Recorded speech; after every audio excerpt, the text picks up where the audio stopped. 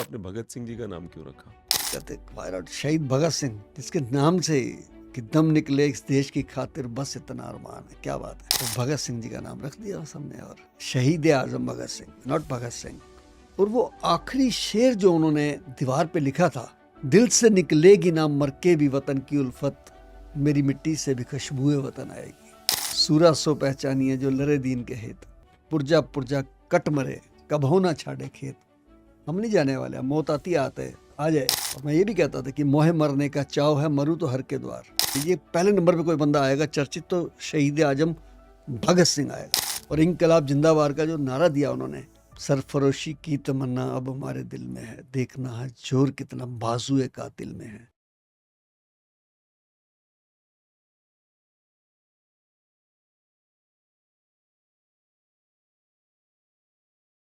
नमस्कार दोस्तों, मेरा नाम सुशील सिंह है और हमारे पास अलग अलग गेस्ट आते रहते हैं। लेकिन जो बुधवार की सीरीज है हमारी, बुधवार शाम को 7 बजे की, उस सीरीज में हमने जो हीरोज ऑफ इंडिया को बुलाया है, उसमें आज एक बहुत बड़े इंसान, पैसों से नहीं, पद से नहीं, जिंदगी कद से बहुत बड़े इंसान आ रहे हैं।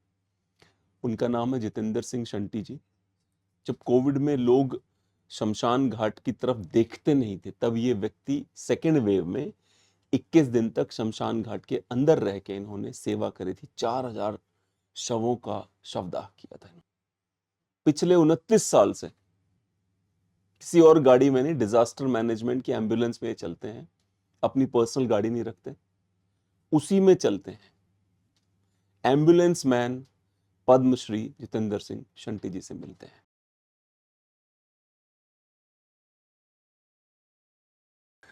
आपका बचपन किस तरह से आप आगे बढ़े हैं, कैसे आपने, क्योंकि आप एमएलए भी रह चुके हैं और फिर जो अचीवमेंट्स हैं वो बहुत बड़ी हैं, तो मैं जानना चाहता हूँ कि हाउ हैव यू स्टार्टेड, शुरू कैसे हुआ था? देखिए, कोई भी पत्थर जितना घिसता जाएगा ना, उतनी ज़्यादा शेप ले जाता है वो। मेरे साथ भी यही हुआ। मैं 10th में पढ़ता था और मेरे फादर की डेथ हो गई। और बहुत छोटे स्तर पे कारोबार था, कोई स्टैब्लिश नहीं था। तो अ, अपनी औकात में रहकर मैंने हिम्मत करी। मैं चाहता तो मैं घर बैठ जाता, मैं चाहता तो अपने परिवार पे, अपने भाई पे डिपेंड करता, पर मुझे लगा नहीं, मुझे कुछ करना चाहिए। क्योंकि मेरे फादर ने भी बहुत मेहनत करी थी। मुझे बताते थे कि जब वो पाकिस्तान से आए थे तो हरियाणा के अम्बाला के पास शाहबाद में वो एक छोटा सा हॉल्ट स्टेशन था, उसके बाहर एक चाय की दुकान थी। ये मुझे तब पता लगा जब मैं हमारे दाद के बोलते दादा का घर, वहाँ गए थे। तो पापा हमें वहाँ ले गए जब मेरे पापा स्टैब्लिश हो गए थे। 71-72 की बात है। तो ओल्ड मॉडल फिएट कार थी। वहाँ कार से उतरे तो जो ढाबे वाले शख्स थे, बड़े लंबे चौड़े, वो उठे और मेरे पापा को गले से लगा लिया और कहने लगे, प्रतपाल सिंह तो इतना बड़ा आदमी हो गया है कि आज कार लेके आया मेरे यहाँ। तो मेरे पापा ने बताया कि मैं जब स्टेप मदर थी, कोई काम नहीं होता था तो मैं इनके पास आ जाता था। तो जो ट्रेन रुकती थी, मैं उसमें उबले हुए अंडे बेचता था इनसे लेके, और इनके यहाँ बर्तन वगैरह भी मैं साफ़ कर देता था। तो वो दोनों, मेरे पापा और होटल वाला, गले मिलकर रोए वहाँ पे। तो वो जो चीज़ें होती है ना, या तो इंसान सोने का चम्मच लेके पैदा हो मुंह के अंदर, लेकिन जब इंसान खुद मेहनत से बनाता है ना, तो उसकी कदर भी होती है, अपने आप पे अंदर से एक कॉन्फिडेंस भी आता है कि मैंने बनाया है। तो वो पापा की जो बातें मैं सुनता रहता था कि कैसे पाकिस्तान से आए, कैसे उन्होंने पहले पटना साहिब में काम किया, फिर मैनपुरी में काम किया, फिर यूपी बॉर्डर पे आके ट्रांसपोर्ट का काम किया, ट्रक ड्राइवरी की, फिर ट्रांसपोर्ट खोली। मुझे लगा मैं जीरो से क्यों नहीं शुरू हो सकता। तो मैं दिल्ली से लेके कानपुर तक ट्रक की छत पे बैठ के मोटर पार्ट बेचने जाता था। वैसे मेरी एक छोटी सी दुकान थी यूपी बॉर्डर पर मुझे वहाँ लगता था कि नहीं, मुझे आगे बढ़ना है। लेकिन वो मेहनत करते करते थोड़ा सा बदलाव आया। फिर मैंने 1989 29 जनवरी को कारों का काम किया, सेल परचेज का। उसमें भी कोई दुकान नहीं थी मेरे पास। तो मैंने लिटरली विवेक विहार में पटरी पे बैठ के काम शुरू किया, फुटपाथ पे। और वो बहुत चल गया। वो बहुत चल गया तो मेहनत का असर दिखने लगा मुझे। फिर मैंने एक दुकान खरीदी, दो खरीदी, ऐसे मैं थोड़ा स्टेब्लिश हो गया। जब काम अच्छा चल गया, ताल्लुकात बन गए, तो कुछ राजनीतिक संबंध भी बन गए। तो मैं नया फिर यूथ कांग्रेस में गया, और चूंकि मेहनत करने का शौक़ था, जज्बा था, तो मैं करते करते छोटे स्तर से लेके और ऑल इंडिया यूथ कांग्रेस तक पहुंच गया। इवन देन मैं फिर ऑल इंडिया कांग्रेस सेवा दल में भी रहा, दिल्ली प्रदेश कांग्रेस का जनरल सेक्रेटरी भी रहा। काफ़ी बड़ी बात थी ये। बिल्कुल बिल्कुल। लेकिन टिकट नहीं देते थे वो ये कहते थे कि बात की आपकी कम्युनिटी के लोग तो रहते ही नहीं हैं वहाँ पे। तो मैंने 2003 में इंडिपेंडेंट खड़ा होने का विचार किया, एमएलए का चुनाव, फर्स्ट अटेम्प्ट था।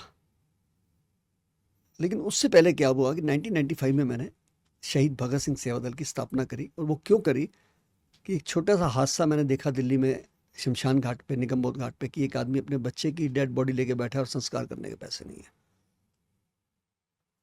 मुझे लगा यार दिल्ली में राष्ट्रीय राजधानी में लोगों को अपनी शादी पे, जन्मदिन पे, मैरिज एनिवर्सरी पे, मकान पे, गाड़ी पे करोड़ों रुपए लगाते हैं।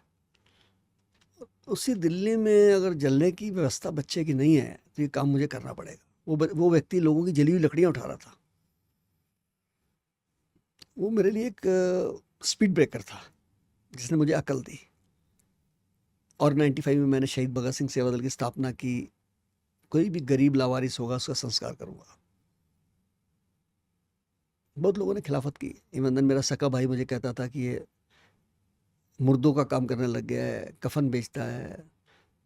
जब मैं ब्लड डोनेट करता था कहते थे खून बेचता है। लेकिन मुझे किसी सियाने आदमी ने कहा था कि जब भी सेवा करो आंखें खुली रखो, कान बंद रखो। क्या बात। मैं करता रहा, और करते करते वो एक चर्चा का विषय बन गया क्षेत्र में।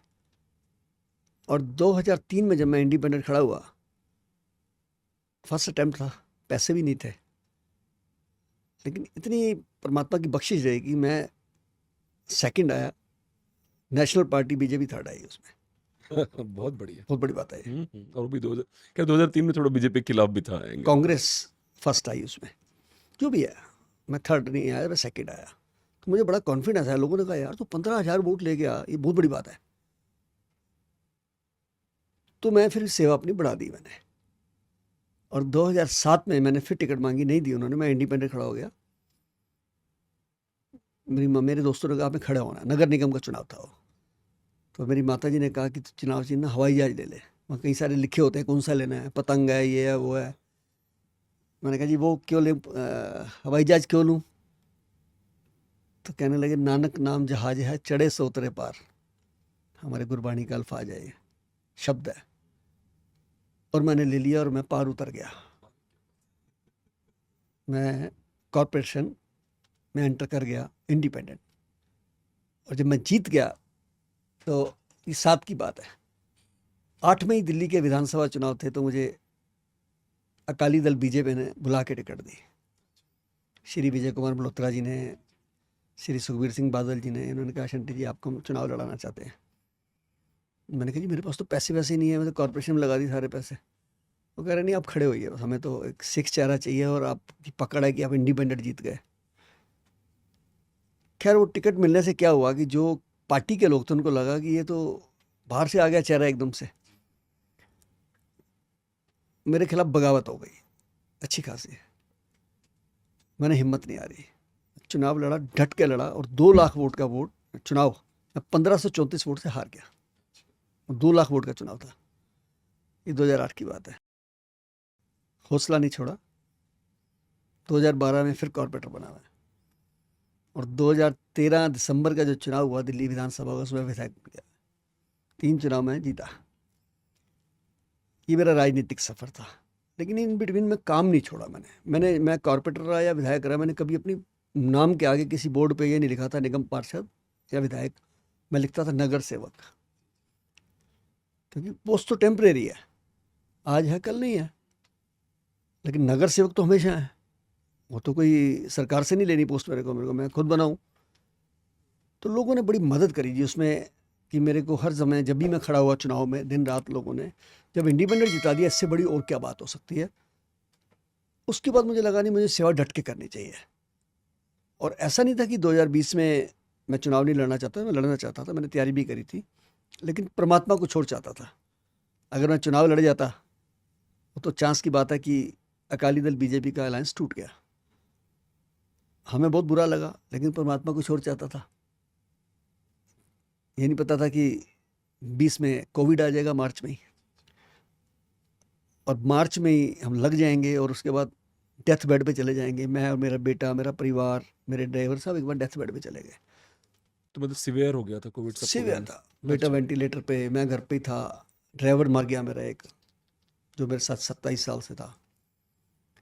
मेरी एक सिस्टर इन लॉ की डेथ हुई, मेरे एक ब्रदर इन लॉ की डेथ हुई। तो बड़ा सेकेंड वेव में? 3 लोग गए। सेकेंड वेव में? हाँ जी, सेकेंड वेव में? फर्स्ट में। अच्छा, फर्स्ट वेव में? फर्स्ट में ही चले गए सारे। अरे रे।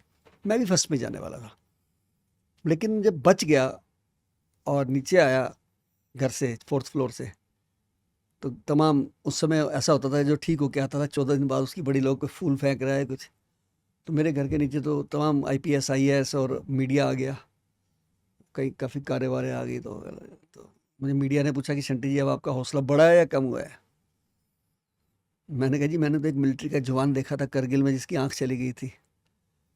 उससे जब पूछा गया था कि आपका हौसला बढ़ा है या कम हुआ है, तो उसने कहा था जी कि पहले दुश्मन को एक आंख बंद करके गोली मारता था, अब तो परमानेंट बंद हो गई, टिका टिका के मारूंगा। तो मेरा भी वही हाल है कि मौत आ सकती थी और आकर चली गई। 35 BP जिसका रह गया और 50 जिसका ऑक्सीजन रह गया और डेथ बेड से वापस आ जाए, तो ये अब तो जीवन प्रभु का नाम है, उसने दिया है, लेना होता तो ले लेता।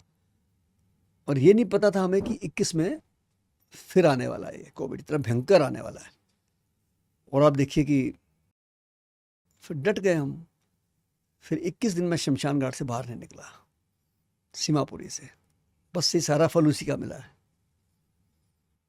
वापस थोड़ा सा चलते हैं आपके पिताजी पे। कितनी एज थी उनकी जब वो वहां से आए थे? मेरे पिताजी मात्र जब वहाँ से आए थे, जी। पाकिस्तान में आए थे, 9 साल के थे। अरे बाप रे। और उनको अपना जीवन सारा याद था, लेकिन गरीबियत याद थी। मेरी माँ को अपनी बचपन याद था, वो 7 साल के थे। जब मैं गदर पिक्चर दिखाने गया था मदर को, तो वहाँ वो रो रहे थे बुरी तरह से। मैंने कहा ये आप क्यों रो रहे हो? तो कहने लगे जैसे इस पिक्चर में दिखाया ना कि बच्चियों को जहर दे रहे हैं कि अगर आपको कोई ख़राब करे तो आप जहर खा लेना। कहने लगे हम भी चारों बहनों को हमारे पिताजी ने जहर की पुड़िया दे दी थी कि सलवार के अंदर जो निफ़ा होता है नाड़े का, उसमें रख लो, कोई भी बात हो तो तुमने किसी के हाथ में नहीं आना है, जहर खा के मर जाना तुम। और मम्मी बताते हैं कि कई बहनों ने तो वहाँ की जो हमारी कम्युनिटी के थे, उन्होंने छलांग कुएं में भी मार दी थी उन लोगों से बचने के लिए, या जहर खा ली थी। तो पापा भी जो कम उम्र में आए थे, मम्मी भी कम उम्र में आए थे, लेकिन वो बातें बताते रहते थे अपना पिछोकड़ जो है, जी जी। कि कैसे गरीबियत देखी, कैसे उन लोगों ने यहाँ आके स्ट्रगल किया, नौकरियाँ की, धक्के खाए, पैसे की कीमत क्या होती है ये उनसे पूछे कोई, और कैसे सेटल हुआ, कि रीसेटल होना कितना मुश्किल काम था। लेकिन वो सारी अब मैं भूलता नहीं हूँ आज तक वो बातें अपनी मदर को, क्योंकि हमारे घर में मीठा पानी नहीं होता था। तकरीबन 500 मीटर से मेरी मम्मी 2 बाल्टियाँ पानी की दोनों हाथों में लेके पीने का पानी लेके आते थे, और हम तब अपने घर में वो पानी पीते थे। मुझे याद है ईंटों के फर्श होते थे उस समय, ये चीज़ें कहाँ थी, मार्बल वार्बल साहब, लेकिन वो ईंटों के फर्श भी चमकते होते थे हमारे घर में। और जो हैंडपम्प होता था, हम लोग पहाड़े पढ़ते पढ़ते हैंडपम्प चलाते रहते थे, वो पानी भरते रहते थे, 2 एकम 2, 2 दूनी जी, 4। जी, जी, जी। तो वो बड़ा जीवन गरीबियत में देखा है। नहीं, मैं एक डॉक्यूमेंट्री देख रहा था, BBC की थी वो। तो उसमें भी एक मुझे उनका नाम नहीं याद है, पर एक सरदार जी थे, तो वो अपनी कहानी बता रहे थे कि वो भी बहुत छोटे थे जब वो, तो कह रहे थे मेरे जो दादाजी, चाचा और पिताजी, तो कहते थे मेरे गांव, मेरे घर को, वो जमींदार थे पूरे गांव के, उनकी बहुत बड़ी हवेली थी, तो कहते 16 लड़कियां थी मेरे घर में, बहुत बड़ा परिवार था। तो वो बता रहे थे, बताते बताते रोने लग गए कि मेरे दादाजी ने फिर चाचा से बोला, और बोला कि जो है सभी लड़कियों को मार देते हैं, क्योंकि पूरा पूरा घर घेर लिया गया था। उसके बाद हम लड़ेंगे इनसे, पर इन लड़कियों को वो कर देते हैं। तो जो वो थे, जो उनके चाचा थे, उनके पिताजी, मैं बताते हुए इमोशनल हो रहा हूँ, कि एक एक लड़की गर्दन काटते चले गए वो लोग, और लड़कियां चिल्लाई तक नहीं, वो आती, गर्दन झुकाती, वो काट देते, और रोती भी नहीं। मतलब एक लड़की जो आती थी, तो वो बहुत ही इमोशनल है वो, कि मतलब आपको मरना है और आप एक शब्द नहीं बोल रहे हो, आप चुपचाप गर्दन झुका रहे हो, काट दी जा रही है। तो वो मतलब मैं वो डॉक्यूमेंट्री देख के बहुत इमोशनल हो गया बहुत देर तक कि बताइए ये सब भी हो रखा है पास्ट में, कितना बुरा दौर देखा है लोगों ने। चलिए वापस चलते हैं उससे। ये जो सोशल वाला काम कर रहे हैं आप, ये मतलब जैसे होता है ना कि जो बहुत सारे लोग मिसजज करते हैं, मिसअंडरस्टैंड करते हैं कि अरे जैसे आपने कहा ही कि आपके भाई तक ने कह दिया कि भाई ये कफन का काम कर रहा है। कई लोगों को लगता है आपके पीछे भूत है। ये भी देख सुना होगा आपने कि अरे आपके पीछे तो हज़ारों हज़ार आत्माएँ चल रही होंगी और आप मेरे घर में मत आइए। बाहर से तारीफ़ बहुत करते हैं लोग कि अरे भैया बहुत महान है। पर अंदर ही अंदर लोग डरते रहते हैं कि भाई पता नहीं कि कोई भूत ना आ जाए मेरे पास। इस तरह की प्रॉब्लम आई आपको भी? 21 दिन मैं इसीलिए घर नहीं आया था, क्योंकि जहाँ मैं रहता हूँ, मैं 4th फ्लोर पे रहता हूँ, नीचे 3 परिवार और भी रहते हैं, बड़े अच्छे परिवार हैं, मेरे अच्छे संबंध हैं उनसे। तो मुझे लगा यार कि मैं रोज़ शमशान में जा रहा हूँ तो सबको ये महसूस होगा कि वहाँ की जो इन्फेक्शन है वो यहाँ भी आ सकती है। और यहाँ तक कि मैं कहीं भी जाता था उस समय, तो चूँकि मैं आपको ये बता दूँ कि मैं एम्बुलेंस में ही चलता हूँ, आज से नहीं 95 से। मैं कभी अपनी पर्सनल कार में नहीं चलता। उसका बहुत बड़ा कारण है कि चलते-चलते रास्ते में कोई पेशेंट या डेड बॉडी मिल जाए तो मैं उठा लेता हूँ। मेरी गाड़ी में सारा इंतज़ाम है। मेरी एम्बुलेंस में मोबाइल हॉस्पिटल है, समझ लीजिए, सबको ले जाता हूँ। लेकिन मैं उस कोविड में किसी के यहाँ भी जाता था तो मैं बहुत गाड़ी दूर खड़ी करता था। और यहाँ तक एक बार ये भी हो गया कि मेरा ड्राइवर एम्बुलेंस का जा रहा था और मुझे किसी का फ़ोन आया कि डेड बॉडी लेके जब वो आपका ड्राइवर आ रहा है जीटीबी हॉस्पिटल से, रास्ते में खड़ी है आपकी एम्बुलेंस और ड्राइवर बेहोश पड़ा है। आनंद ड्राइवर था, तो हम सब भागे फटाफट। गाड़ी भी स्टार्ट थी, तो हमने पानी के छींटे-मीटे मारे। मेरी गाड़ी में लिम्का पड़ी थी, मैंने पिलाई उसको। तो मैंने कहा बेटा क्या हो गया? तो कहने लगा कि मैं वहाँ पानी नहीं मिला मॉर्चरी में, तो ये जो सामने होटल टाइप था, मैंने यहाँ गाड़ी रोकी, पानी मांगा तो शटर बंद करके भाग गया। कह रहा है लाशों वाले आ गए हैं। बाई चांस उसकी गाड़ी में उस समय 6 या 7 ऐसे कोई डेड बॉडी थी, क्योंकि इससे कम तो हम लाते ही नहीं थे, डेथ एवरेज ही बहुत ज़्यादा थी। तो मुझे लगा यार लोगों के अंदर दहशत है इस बात की कि ये डेड बॉडी के साथ रहते हैं हर समय। तो जो लोग परहेज करते हैं, जो लोग डरते हैं, वो लोग हमारे पास नहीं आते थे, वो हमको बुलाते भी नहीं थे, अपने घर भी नहीं बुलाते थे। कटने लगे हमसे, मतलब उस चीज़ को। लेकिन हमारी सेवा पे उससे कोई फ़र्क नहीं पड़ा। मैंने तो फिर सारी तामझाम अपनी गाड़ी में ही, एम्बुलेंस में ही रख लिया। और खाना मिला नहीं मिला, कुछ लोग भोजन दे जाते थे, कुछ लोग फल फ्रूट दे जाते थे शमशान में ही, वही खाता रहा मैं तो। बल्कि एक दिन तो मैं बेहोश होकर गिर गया, मेरी शुगर बढ़ गई, क्योंकि मैं दवाई भी लेनी छोड़ दी थी। शुगर कोलेस्ट्रॉल 2 में बढ़ गए थे, तो हॉस्पिटलाइज हुआ एक दिन। फिर सुबह पहुंच गया वहाँ पे, क्योंकि जुनून था काम करने का। मुझे उसी शमशान घाट के अंदर बड़े बड़े सेलिब्रिटीज़ ने फ़ोन करके कहा। मैं इवन देन वेंकैया नायडू जी का फ़ोन आया मुझे, उपराष्ट्रपति, कि शंटी जी जैसा सुना था वैसा ही पाया। मैंने कहा जी क्या? कहते हम सुनते थे कि 1.25 लाख से एक लड़ाऊँ, तबे गोविंद सिंह नाम कहा हूँ, आज आपकी कौम ने जो करके दिखाया है। माननीय प्रधानमंत्री जी का फ़ोन आया मुझे 27 अप्रैल 2021 को रात को 2:30 बजे। आई वाज शॉक्ड कि ऐसा भी हो सकता है यार, एक देश का प्रधान सेवक फ़ोन करके मुझे कह रहे हैं कि शंटी जी हम आपको लाइव देख रहे हैं, सारा देश आपके साथ है। मेरे रोंगटे खड़े हो गए उस समय। बहुत बड़ी बात थी कि प्रधानमंत्री मुझे फ़ोन कर रहे हैं। और जब मैं देखिए अब सच बात है कि हम किसी अवार्ड के लिए नहीं काम कर, सेवा तो हम 95 से कर रहे थे, लेकिन निगाह में बहुत ज़्यादा हम आए कोविड में। उससे पहले हम दिल्ली तक तो थे, लेकिन अब तो देश विदेश कोई ऐसी कंट्री बची नहीं जहाँ हमारी चर्चा ना हो। ये तो समझ लीजिए परमात्मा का आशीर्वाद है कि उसने हमें जीरो से हीरो बना दिया। लेकिन वो जो हमारे शो पे एक आई थी पूजा जी, क्या पता आप जानते हो, पूजा शर्मा है, तो वो भी ये काम करती हैं। तो वो बोल रही थी कि वो 26 साल की हैं, कह रही थी शादी नहीं हो रही है, कि मतलब मैं जो काम करती हूँ इसके चक्कर में कोई भी शादी नहीं करना चाहता मुझसे। और वो बहुत ही दुखद था कि मतलब वो, अच्छा तारीफ सब करते हैं उसकी, ऐसा नहीं है कि जो तारीफ करने में कोई कमी नहीं है, बट कोई उसको अपने घर नहीं लाना चाहता, ये समस्या है। मुझे ऐसा लगता है कि बहुत ही मतलब बहुत ही अजीब सी एक डाइकोटमी है हमारे देश में कि लोग तारीफ तो खूब करना चाहते हैं बट मेरे साथ ऐसा नहीं है। मेरे ताल्लुकात बहुत बड़े बड़े आईपीएस, आईएएस, आईआरएस ब्यूरोक्रेट से बहुत ज़्यादा है मेरे। पॉलिटिशियन की अगर बात करें तो हर पार्टी के पॉलिटिशियन से मेरी बातचीत है। जो मुझे मान इज्जत देता है मैं उसके पास जाता हूँ, वो मुझे बुलाते हैं, क्योंकि मेरे बचपन से एक स्वभाव है कि मैं किसी के काम को मना नहीं करता। आज भी सुबह मैं 1-1.5 घंटा लोगों को मिलता हूँ।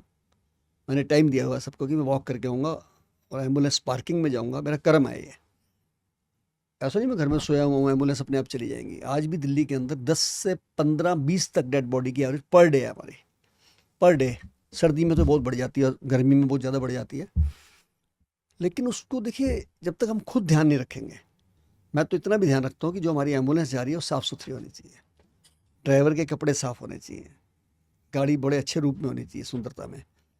तो वो देखने के लिए जब मैं जाता हूँ तो वहाँ लोगों को मिलता हूँ मैं 1-1.5 घंटा।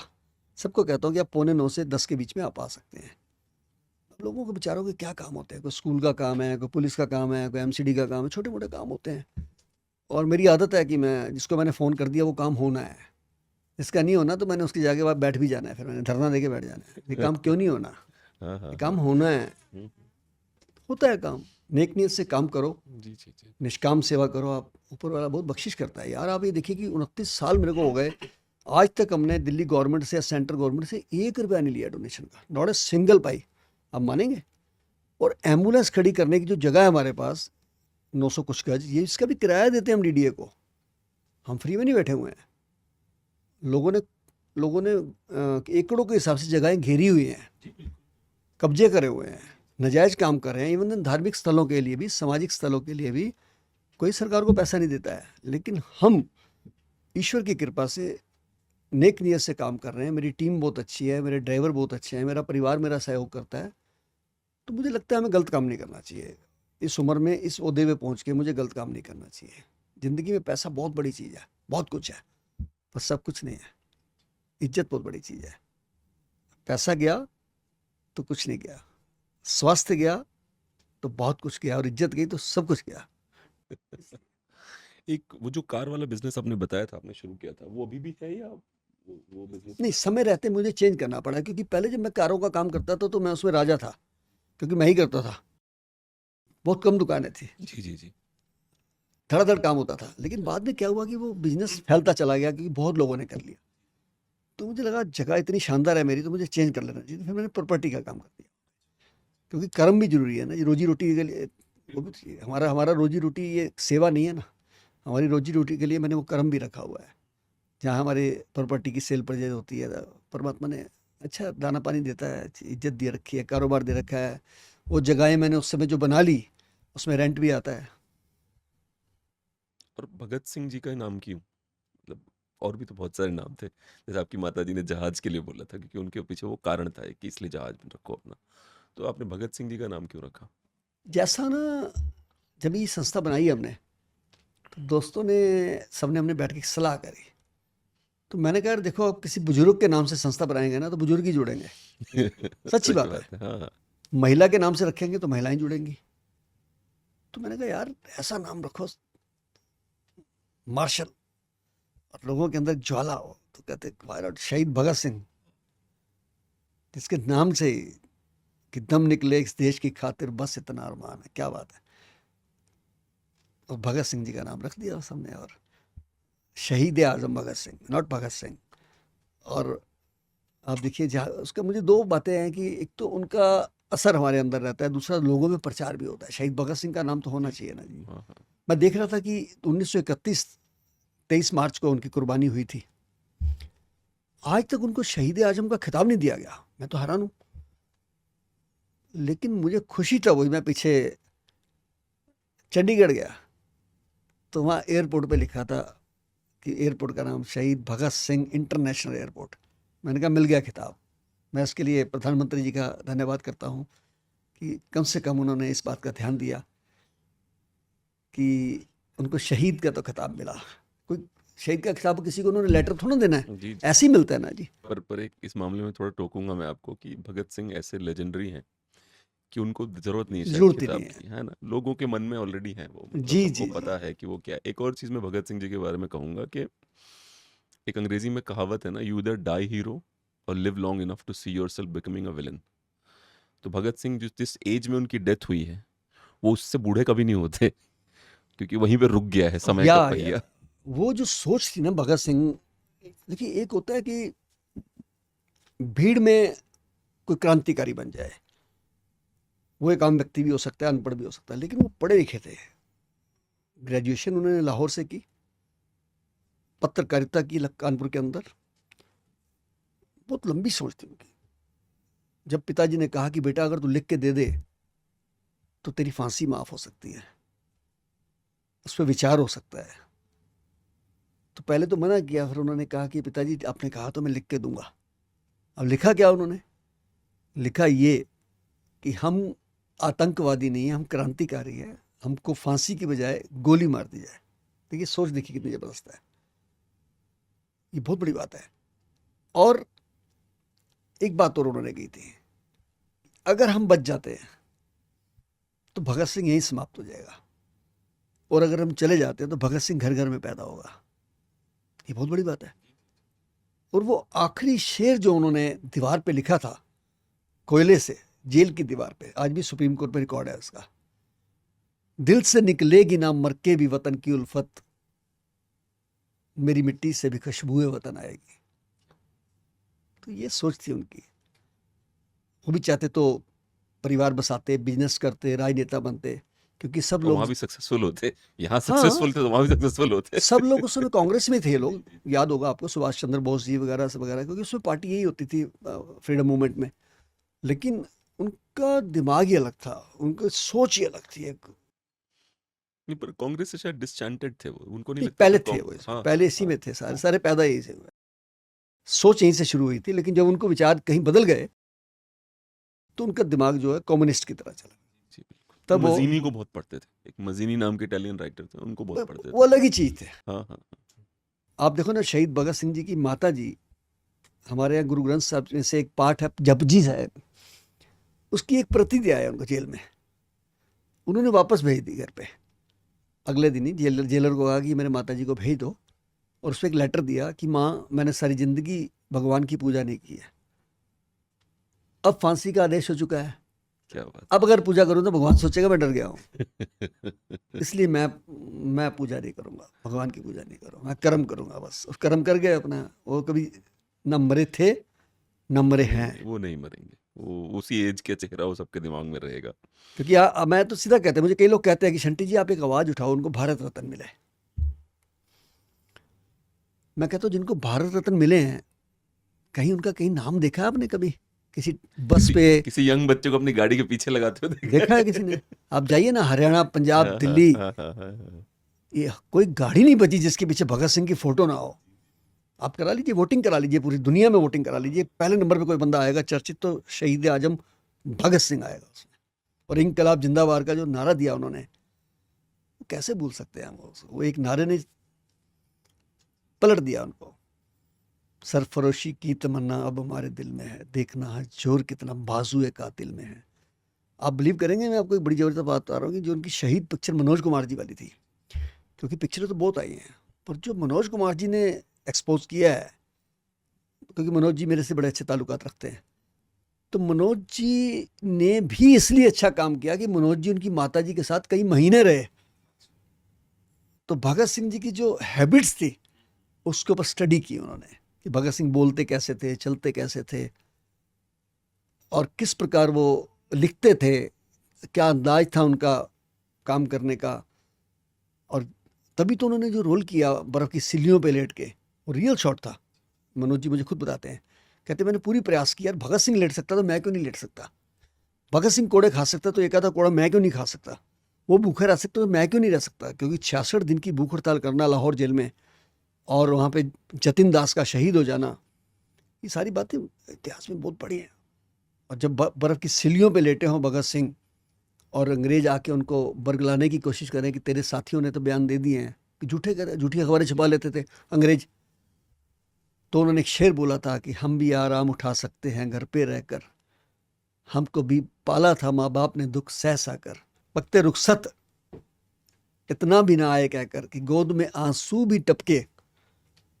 अगर याद करके आप माँ के लिए, तो तिफल उसको ही समझ लेना, तिफल कहते हैं बच्चे को, तिफल उसी को समझ लेना जी बहलाने को, हमने वादिये गुर्बत में कदम रखा था, दूर तक यादें वतन आई थी समझाने को, मेरा रंग दे बसंती चोला, मेरा रंग दे बसंती चोला। वाह, क्या क्या सोच थी यार भगत सिंह की, कमाल है भाई। ना पैदा हुआ कोई, ना पैदा होगा। पर लीडर थे वो एक्चुअल में, क्योंकि उनके साथ 2 लोग और शहीद हुए थे। पर वो, सुखदेव राजगुरु। हाँ जी जी, पर लीडर वही थे। ये जो सोशल जो कॉजेज आप हैंडल कर रहे हैं इस समय, उसमें प्रॉब्लम्स क्या क्या आती हैं, इश्यूज क्या क्या हैं? मुझे लगता है अगर हम सच्चे दिल से काम करें ना, तो बनावटी जो प्रॉब्लम आती है उनकी हिम्मत नहीं होती हमारे सामने आने की। कोई दिक्कत नहीं आती हमारे को। फाइनेंशियली दिक्कत है, सरकार से लेंगे नहीं हम, कुछ भी हो जाए फिर हम ऑडिट ही कराते मर जाएंगे, पहली बात।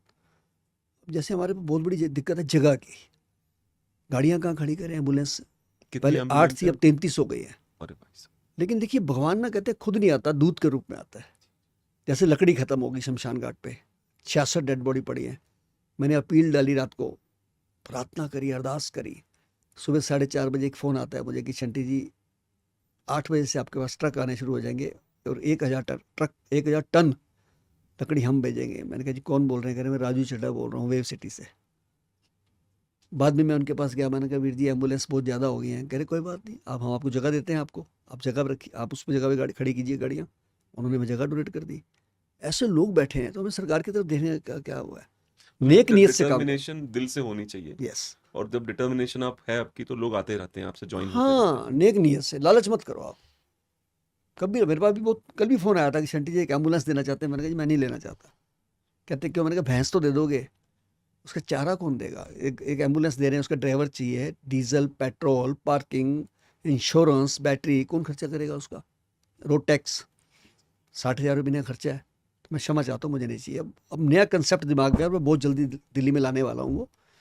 और वो है, आपने देखा होगा आजकल जगह जगह पे जो डायलिसिस सेंटर खुल रहे हैं, लेकिन मैं डायलिसिस ऑन व्हील लेके आ रहा हूँ अपनी एम्बुलेंस में, डायलिसिस मशीन लगा के। उसमें मैं अपील करता हूँ लोगों को कि जो भी मेरे साथ जुड़ के, शहीद भगत सिंह सेवा दल के साथ जुड़ के डायलिसिस मशीन देना चाहते हैं या उसके लिए मंथली कुछ सेवा करना चाहते हैं, क्योंकि हमारी एक मशीन का खर्चा लगभग 8 से 9 लाख रुपए आएगा। फिर मंथली उसका 2 लाख तक खर्चा आ सकता है। डॉक्टर, टेक्नीशियन, नर्स, कुछ दवाइयाँ वगैरह, एम्बुलेंस का ड्राइवर, ये सब रहेगा। तो उसके लिए मेरे नंबर 8750674433 पे वो संपर्क कर सकते हैं। एक नंबर और है मेरा 9999979843, 9999979843, 8750674433। इस नंबर पर संपर्क करके हमारे इस यज्ञ में अपनी आहुति दे सकते हैं। अदरवाइज हम कभी पैसा नहीं मांगते हैं किसी से। चांस देखो, परमात्मा करा रहा है सब अपने आप। आज तक हम किसी के पास रसीद बुक लेके नहीं गए, आज तक किसी सरकार से फंड नहीं लिया हमने। बड़ी मजेदार बात सुनिए आप, ना दिल्ली सरकार ना भारत सरकार से। ये मैं आपके ऑन रिकॉर्ड बोल रहा हूँ। अभी तक लगातार जब से मैं आपसे बात कर रहा हूँ, आप अपने अचीवमेंट्स का क्रेडिट आप बार बार भगवान को दे रहे हैं। बहुत सारे लोगों से मैंने बात करी अभी तक, मतलब कम ही लोग मिलते हैं जो अपने अचीवमेंट्स का क्रेडिट भगवान को देते हैं। तो ये परवरिश की वजह से है, या फिर आपको कोई एहसास हुआ था कि नहीं भगवान की वजह से हो रहा है ये? नहीं, मैं बचपन से अध्यात्म से भी जुड़ा हुआ हूँ।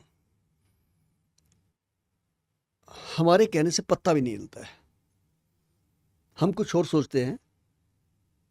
गुरबानी में लिखा है, नर चाहत है और ओरे की ओरे भई। हम कुछ और सोच रहे होते हैं, ऊपर वाले ने कुछ और लिखा होता है। किसी ने सोचा था कि ये इतने साइंटिस्ट, अब हमारे देश में जितने साधु संत डेरे हैं, मुझे लगता नहीं किसी कंट्री में हो। किसी एक ने बताया था कोविड आएगा, बताइए किसी एक नाम बताइए, उसने कहा था कोविड आएगा। क्या किसी ने कहा होगा इतने दिन में चला जाएगा? उल्टा लोगों ने झूठियाँ दवाइयाँ बना बना के अरबों रुपये कमा लिया। पैरासीटामोल बेच बेच के पैसे कमा लिए लोगों ने। मुझे तो बाई गॉड कह रहा हूँ, मुझे इतना दुख होता है कई बार कि जब लोग अपनी जान पे खेल के सेवा कर रहे थे देश की, उस समय कुछ एजेंसियां भ्रष्टाचार में लिप्त थी और उन्होंने उस नाजुक समय का नाजायज फायदा उठाया, जिसमें से 4 एजेंसियां मेन हैं। देखिए, पहली बात तो डॉक्टर को तो मैं भगवान का रूप मानता हूँ। Doctor, nurse, technician, ambulance driver, शमशान घाट पे काम करने वाले कर्मी, पुलिस और पत्रकारों ने भी बहुत मेहनत की है। इसको हमें पीछे नहीं छोड़ना चाहिए। छोटे छोटे उम्र के बच्चे पत्रकारिता कर रहे थे, लेकिन जो कहर उस समय हॉस्पिटल ने ढाया 25-25 लाख के बिल, 30-30 लाख के जी जी बिल, बिल्कुल। ये आपस में मिल गए सारे, इंश्योरेंस कंपनियां, लैब वाले और फार्मा कंपनियां। इन्होंने 5 रुपए वाली दवाई 500 की बेची। अगर मैं ये बात गलत कह रहा हूं तो दिल्ली जैसी राष्ट्रीय राजधानी में 2000 का इंजेक्शन 2 लाख का किसने बेचा? 500 वाला ऑक्सीजन का सिलेंडर 50,000 का कैसे बिका? 1000 वाली एम्बुलेंस लाख रुपए में कैसे गई? और 25-25 लाख के बिल कैसे बने? और जो कहर इन्होंने लैब वालों ने ढाया, जो टेस्ट 500 रुपए का था 10-10 हजार रुपया लिया इन्होंने। बिल्कुल बिल्कुल। रिकॉर्ड है हमारे पास उसका। हम्म, पीपी किट जो 300 रुपए की आती है वो 8-8 हजार रुपए की लगाई हॉस्पिटल ने। और दिल्ली जैसी राष्ट्रीय राजधानी में एक रात के अंदर 25 लोगों का जयपुर गोल्डन हॉस्पिटल में मर जाना छोटी बात थी कोई? ये मैं दावे से कहता हूं कि अगर उस समय गृह मंत्री जी सड़क पे नहीं उतरते और दिल्ली में मिलिट्री हॉस्पिटल नहीं खुलते तो फुटपाथ के ऊपर लाशें पड़ी होनी थी। निश्चित है ये जो उस समय डेथ रेट चल रहा था। और संभाल लिया इन्होंने दूसरे वो जो कहर के बाद। 1000 बेड का हॉस्पिटल के लिए खुद ही आए थे अमित शाह जी। अमित शाह जी खुद जी आए सड़क पे जी भाई। जी जी जी। तो ये कहर बहुत बढ़ सकता था। अब देखिए ना, बाकी कंट्री में तीसरा दौर भी आया, चौथा भी आया, पांचवा भी आया, हम तो दूसरे के बाद रुक गए। इन्होंने मेहनत करके संभाल लिया। तो इसलिए वो लोग जिन्होंने उस समय कहर ढाया, जिन्होंने उस समय बदतमीजियां की, और मैंने जाके वहां से लाशें उठा के लोगों के घर पहुंचानी शुरू कर दी। मेरी बदतमीजी समझो, मेरी जबरदस्ती समझो, मेरी देशभक्ति समझो। और 11 हॉस्पिटल ने मेरे खिलाफ एफआईआर भी कराई। अच्छा जी। हाँ। हम्म, और मैंने फिर बाद में कंप्लेंटें भी करी उनके खिलाफ कि इन्होंने देशद्रोही का काम किया, इनके ऊपर एनएसए लगना चाहिए। आप देखिए ना, दिल्ली गवर्नमेंट के हॉस्पिटल में एक एक नोडल ऑफिसर बिठाया था इन्होंने। क्या एक भी एफआईआर हुई? जिस बंदे के पास देश में एक हॉस्पिटल था, हमारे दिल्ली की बात कर देता हूँ आसपास, आज 12-12 हॉस्पिटल है उनके पास। उसी में उन्होंने पैसे कमाए। अरबों रुपए कमा लिया उन्होंने। फार्मा वालों ने अरबों रुपए कमा लिया। मैं तो बार बार रिक्वेस्ट कर रहा हूँ, ये ईडी वाले, इनकम टैक्स वाले, सीबीआई वाले, इनके ऊपर छापे मारें। आज सबसे ज्यादा पैसा किसी के पास है देश के अंदर तो इस इंडस्ट्री में है। मैं दावे से कहता हूं मैं आपको, हॉस्पिटल इंडस्ट्री, लैब वाले, फार्मा वाले और इंश्योरेंस कंपनियां, इन्होंने आपस में एक पूरा गिरोह बना लिया था। और अगर मैं झूठ कह रहा हूं तो कुंभ के मेले में 5 लाख जो झूठे टेस्ट हुए और 3 लैब वालों को जेल भेजा गया, वो क्यों भेजा गया? क्योंकि वो झूठे टेस्ट कर रहे थे। पकड़े कैसे गए? पंजाब के लोगों को व्हाट्सएप जाने शुरू हो गए कि आपका कोविड पॉजिटिव आया है, आपका नेगेटिव आया वगैरह। हम तो कुंभ में गए ही नहीं। उन्होंने मानी योगी जी को कंप्लेंट की तो योगी जी ने फिर एक एसआईटी बनाई। उस एसआईटी में फंस गए तीनों। वो तीनों लैब वालों को जेल भेजा उन्होंने। इसलिए हम जब अच्छा काम कर रहे हैं तो हमारे खिलाफ भी बहुत लोग हैं और हम उनके खिलाफ टिका के हैं उनके खिलाफ। हम पीछे हटने वाले नहीं हैं। बहुत बढ़िया। मैं चर्चा सुन रहा था, जो रोगन नाम से एक बहुत फेमस व्यक्ति हैं अमेरिका के, उनके यहाँ पे भी एक चर्चा हो रही थी कि किस प्रकार से उत्तर प्रदेश ऐसा राज्य है जिसमें बहुत सारे गरीब लोग रहते हैं और उत्तर प्रदेश में नंबर ऑफ डेथ्स जो है इवन सेकेंड वेव में सबसे कम हुई थी। तो वो चर्चा वहाँ पे कोई डॉक्टर आया था, अमेरिकन डॉक्टर, वो उनसे जो रोगन से वहाँ पे कर रहा था कि उत्तर प्रदेश में एक बंदा है जो कि साधु है और उसने संभाल लिया था स्टेट को। Uttar Pradesh, as you know, has crushed COVID. Yeah, to explain what they did to do that, because it's kind of fascinating. The observation is the virus was just ripping through Uttar Pradesh. It has almost the same population as the United States. Dense, urban, poor, all the characteristics of the stereotypes of the Indian countryside. And the decision was made out of desperation to deploy early treatments as packages widely throughout the province. Composition has not been formally disclosed. It was done in coordination with WHO. Whatever was in those packages was rumored to include ivermectin, but there was a specific visit of Biden to Modi, and a decision was made in the Indian government not to disclose the contents of those packages that were being deployed in Uttar Pradesh. And Uttar Pradesh is flatlined right now. The rest of the world is yelling about Omicron and hospitalizations. It's so crazy to imagine that in the middle of a pandemic, there's one place, one area of India that's extremely successful in combating the virus, and they're not going to say how they did it. तो मैं बड़ा आश्चर्यचकित था कि मतलब ये बताइए, उत्तर प्रदेश की चर्चा अमेरिका में हो रही है कि मतलब किस प्रकार से इन्होंने इतने बड़ी समस्या को कोशिश करी कि कम से कम इम्पैक्ट हो। तो आपको लगता है भारत की केंद्र सरकार और राज्य सरकारों ने सैटिस्फैक्टरी कदम उठाए थे? आपको लगता है कि मतलब कोशिश जरूर की थी पर वो वाली बात नहीं थी जो होनी चाहिए थी? देखिए, जिस भी स्टेट में ब्यूरोक्रेट ने ध्यान दिया और जिस भी स्टेट में वहां के मुख्यमंत्री ने ब्यूरोक्रेट को अपने कब्जे में रखा, वहाँ पे एक गलत काम नहीं हुआ, वहाँ पे सावधानियाँ बरती गई। जैसे यूपी में योगी जी ने मीटिंगें ली, रेगुलर मीटिंगें ली। कुछ लोगों ने ऐसी वीडियो भी डाली थी कि शवों को यमुना जी में फेंक रहे हैं, गंगा जी में फेंक रहे हैं। वो ऐसी हालात इसलिए बने थे कि कई लोग शमशान पर रश देख के डर गए थे। और रश तो हर जगह ही था भाई, क्या वो महाराष्ट्र में नहीं था, क्या गुजरात में नहीं था, क्या दिल्ली में नहीं था, सब जगह था रश तो।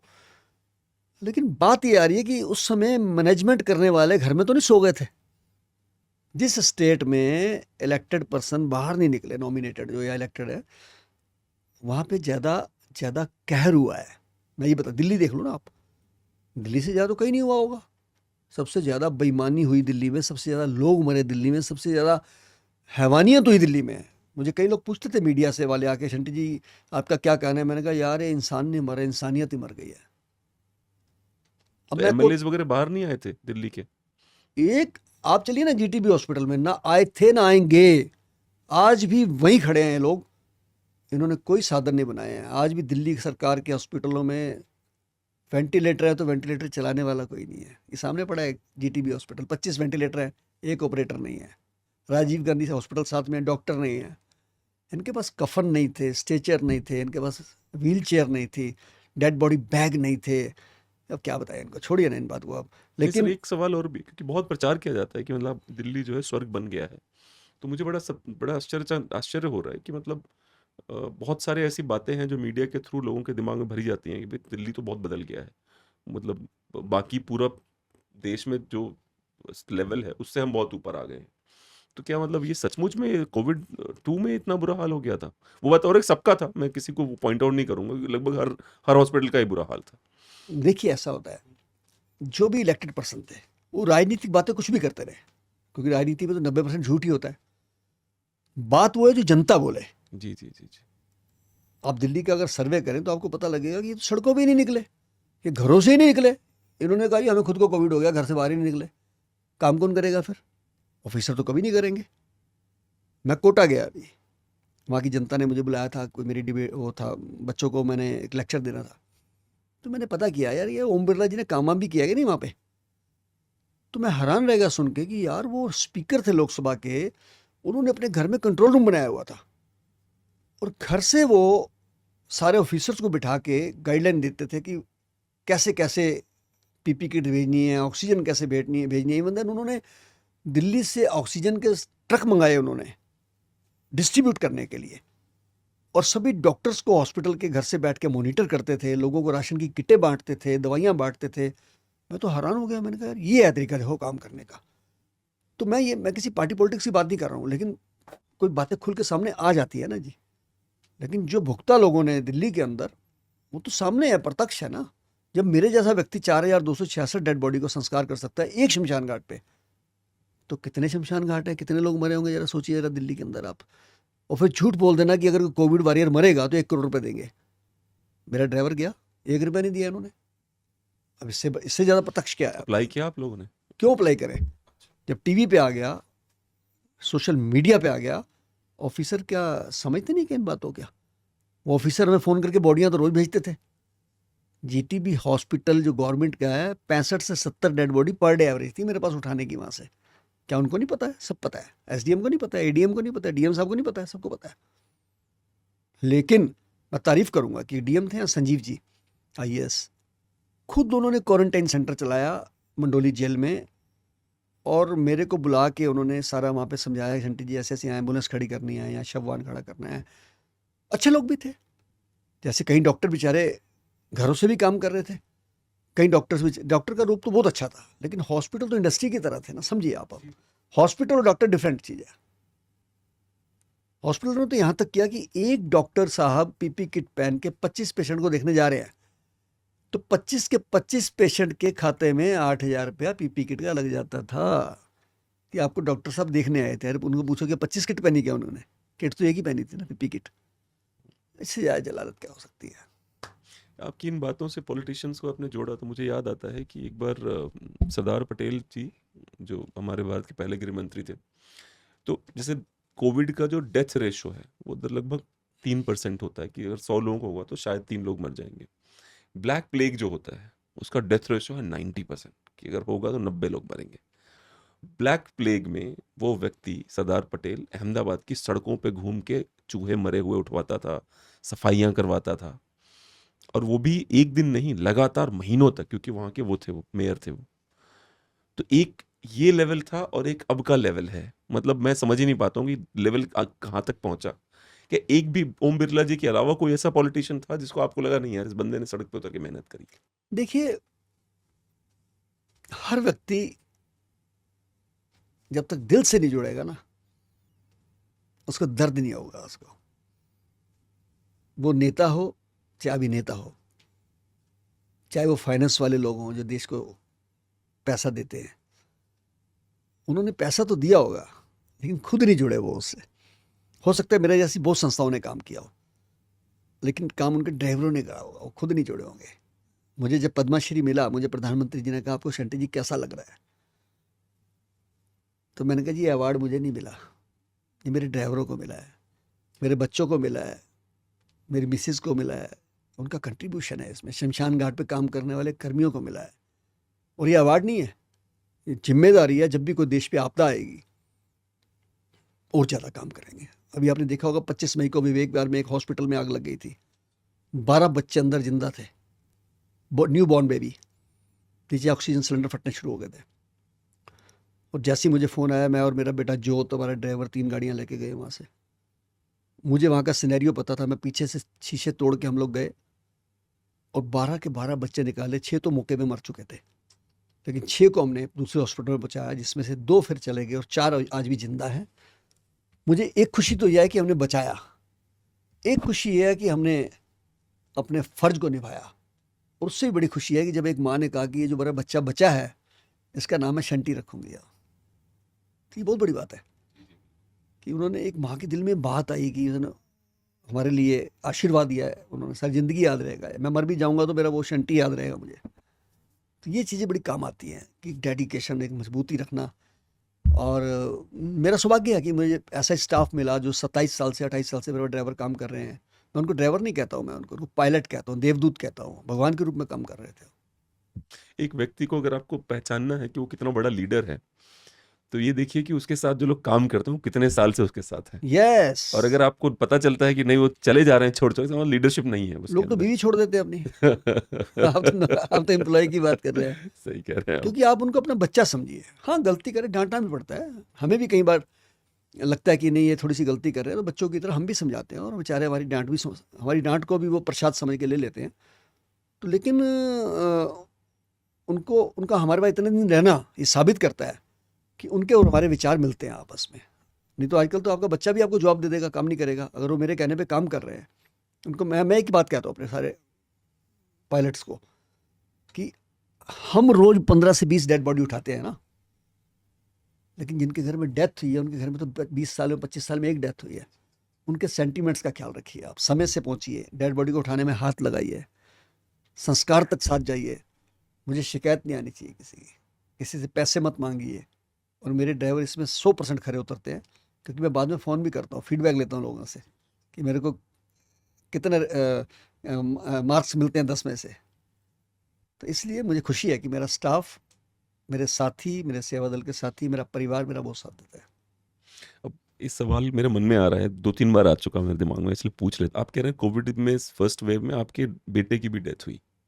मेरे बेटा डेथ बेड पे था, डेथ बेड पे था, बट ही केम बैक। हाँ, But वो he came back. इवन मैं डेथ बेड पे था जी, भाई। जी, जी, मेरे जी। 35 बीपी था और 50 के करीब जी, जी, ऑक्सीजन बिल्कुल था। बिल्कुल बिल्कुल। मुझे लगता था कि आज की रात है बस। जी जी जी।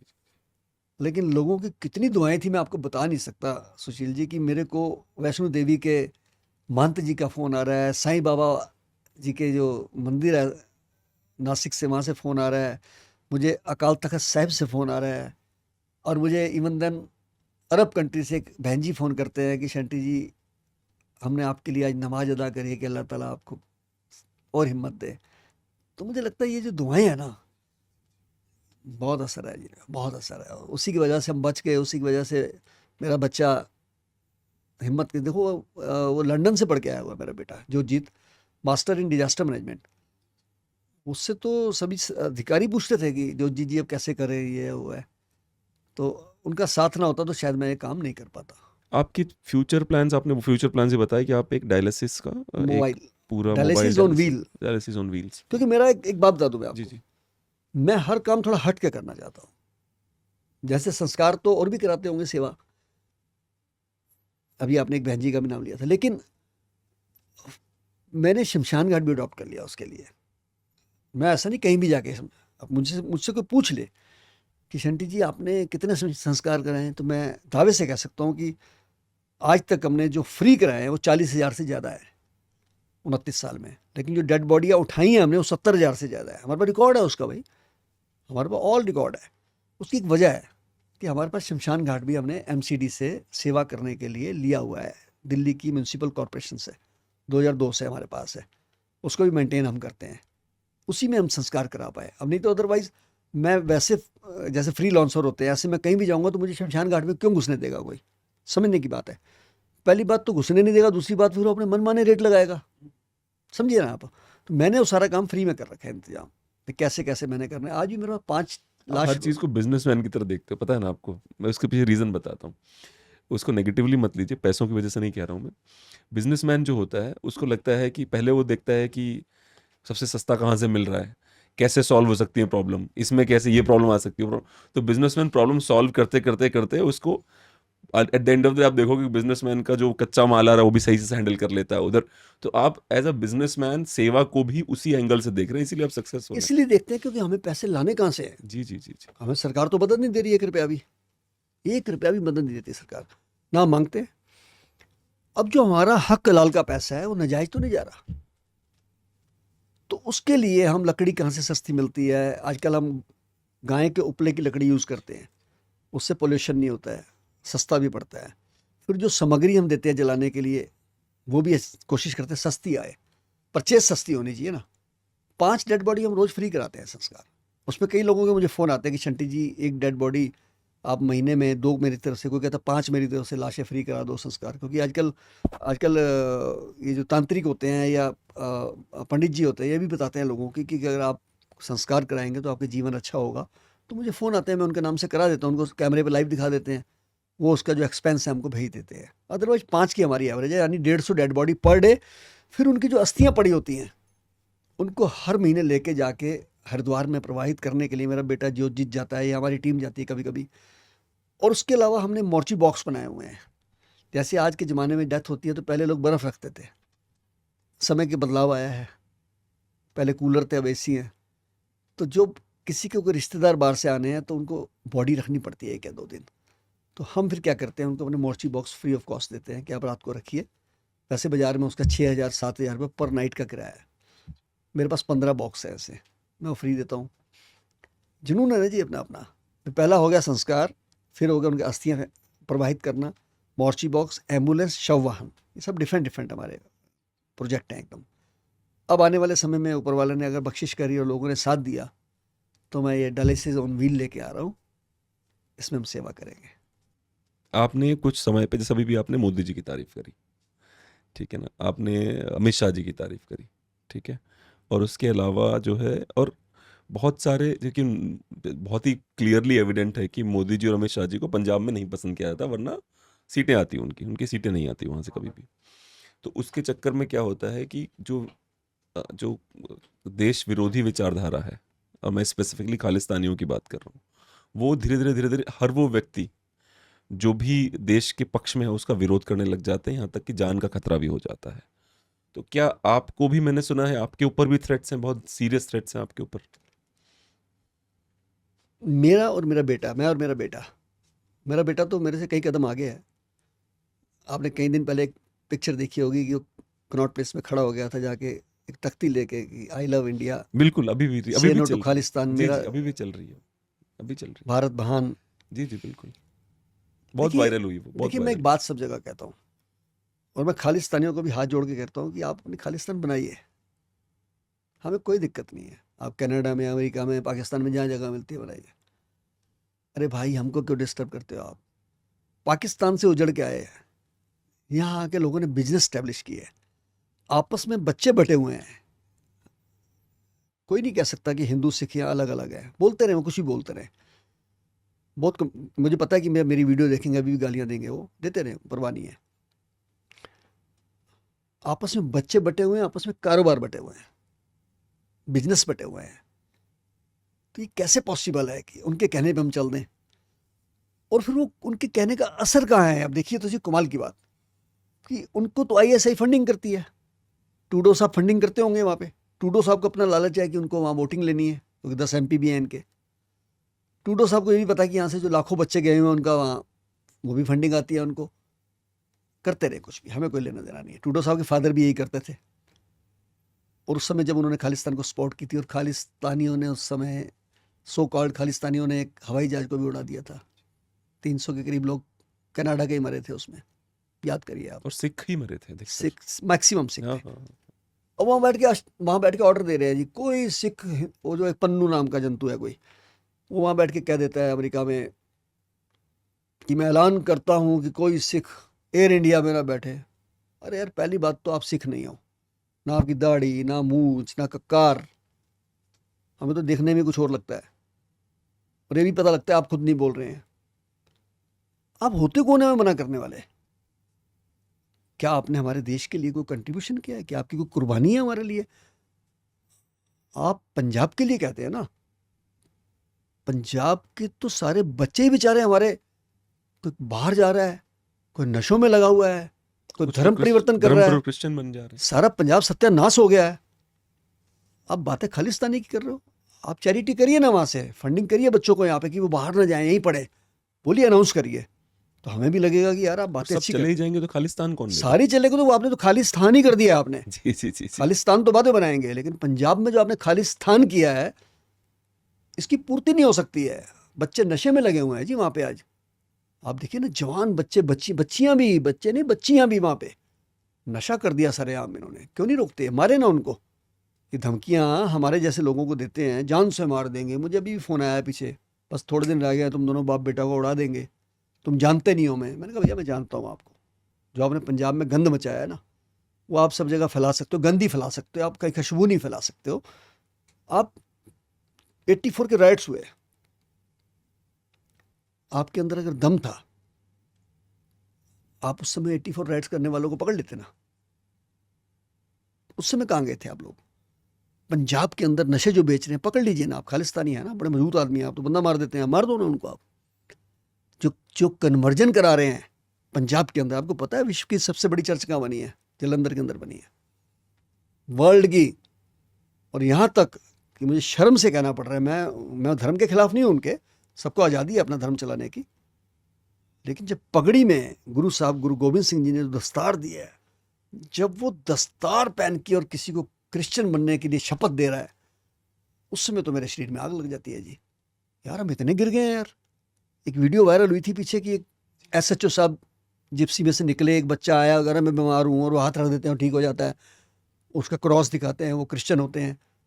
ये तो बड़ा गलत बात है। ये चीज़ें जो हो रही हैं पंजाब के अंदर, ये सत्यानाश कर दिया उन्होंने। शिक्षा ख़त्म कर दी वहाँ पे, पंजाब का पर्यावरण ही ख़राब कर दिया इन्होंने सारा। पंजाब की धरती मशहूर थी भाई साहब, वहाँ का राजनीतिकरण भी ख़राब हो गया, वहाँ का जो धार्मिक हमारा सिस्टम था, गुरुओं की नगरी, आपसी प्यार भी ख़त्म हो गया। वैसे वो अंदर से नहीं हुआ है, बता दूँ मैं, आज भी रिश्ते बटे हुए हैं, लेकिन इन लोगों की ऐसी बातों से कि लोगों को बांट के रखे हम, लोगों को तोड़ के रखे हम, उससे बड़ा फ़र्क पड़ा है, बहुत ज़्यादा फ़र्क पड़ा है। आपने खालिस्तान बनाना बनाइए आप, हमें कोई प्रॉब्लम नहीं है, लेकिन आप हमारे बच्चों को, हमारे लोगों को यहाँ पे धमकियाँ देकर अगर आप कन्वर्ट करना चाहें तो वो हमें कबूल नहीं है, और हम उसके खिलाफ कम खुल के बोलते हैं। अब जैसे हमारा एक धार्मिक चिन्ह है खंडा है, हमारा धार्मिक चिन्ह है एक ओंकार, ये गुरु साहब ने बख्शा हमें। ये पहचान थी उस समय की दूर से कोई यात्री देखे तो निशान साहब लगा होगा, गुरुद्वारे में मैं रुक सकता हूँ, गुरुद्वारे में मैं लंगर छक सकता हूँ। आपने अगर खालिस्तान एक पार्टी बनाना चाह रहे हैं, खालिस्तानी देश बनाना चाह रहे हैं, आप अपना सिंबल लगाइए ना उस पर। हर कंट्री का एक सिंबल है। आप खंडा कैसे लगा रहे हैं? ये आपको किसने ऑथोराइज कर दिया? खंडा तो गुरु गोविंद सिंह जी ने दिया है यार, उन्होंने तो नहीं कहा था खालिस्तान बनाएंगे हम। गुरु नानक देव साहब ने क्या कहा था?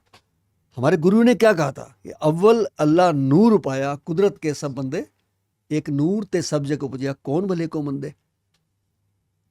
वो कहते कि आप अपनी कौम में रह के अपने आप को कट रखिए, रहत प्यारी मुझको सिख प्यारा राय।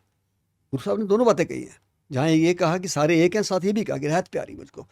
लेकिन आप हमारे खंडा साहिब को अपने उस पॉलिटिकल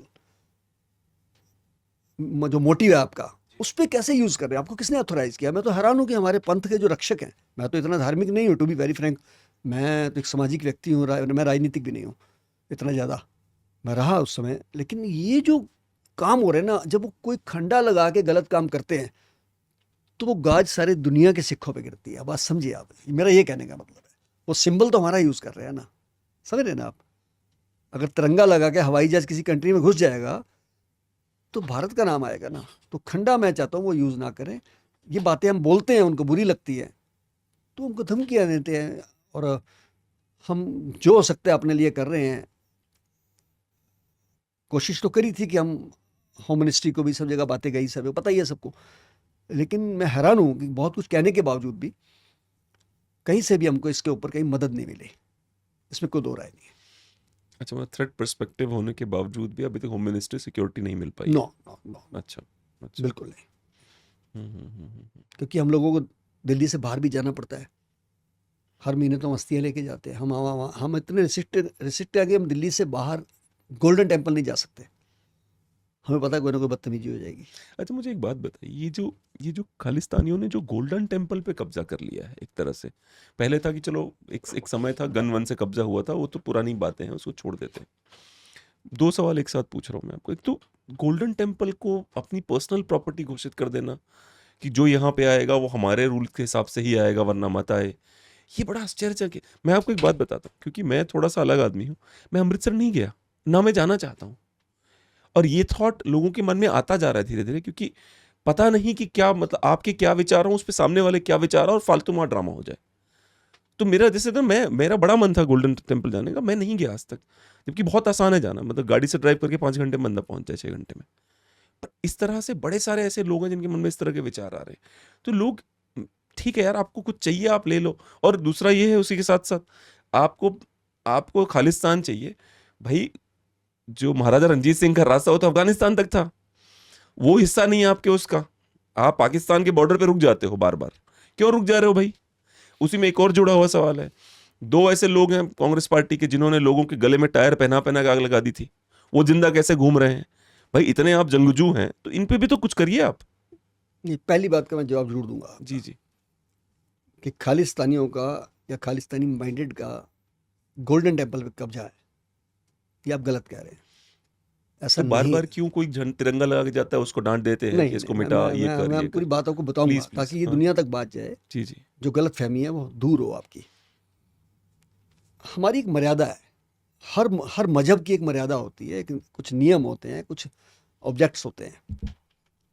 हमारी एक SGPC है, श्रोमणी गुरुद्वारा प्रबंधक कमेटी, जी जी। ये मास्टर तारा सिंह जी के समय बनी थी। वो ये कहती है कि जब गुरुद्वारे में हम जाएं तो उसमें कुछ हमारी मर्यादाएं हैं। सिर ढक के जाएं, हाथ पैर धो के जाएं, गंदे कपड़े ना पहने, गंदे इन द सेंस जी, जी, निक्कर जी, पहन के चले जी, जाएं, जी, ये क्या जी, तरीका है भाई? जी जी जी। आप गुरु के घर जा रहे हो, रिस्पेक्टफुल रहें। क्या आप गुरु किसको कहते हैं? गुरु टीचर को भी कह सकते हैं आप। आपकी हिम्मत है कि आप स्कूल के प्रिंसिपल के पास निक्कर पहन के चला जाए, कच्छा जी, पहन जी। के चला जाए? ऐसे कैसे हो सकता है भाई? हम्म। ये तो मजाक हो गया ना। अब जो एक लड़की ने वहाँ किया, जाके योगा कर रही हैं, उल्टी हो के वहाँ योगा कर रही हैं, अरे आपके पास और जगह नहीं है क्या करने के लिए? आप जाइए ना, करिए। मैं वहाँ पे जाके, मैं दावे से कहता हूँ कि अगर वो योगा साईं बाबा के मंदिर में भी करेगी तो वहाँ भी रोकेंगे उनको।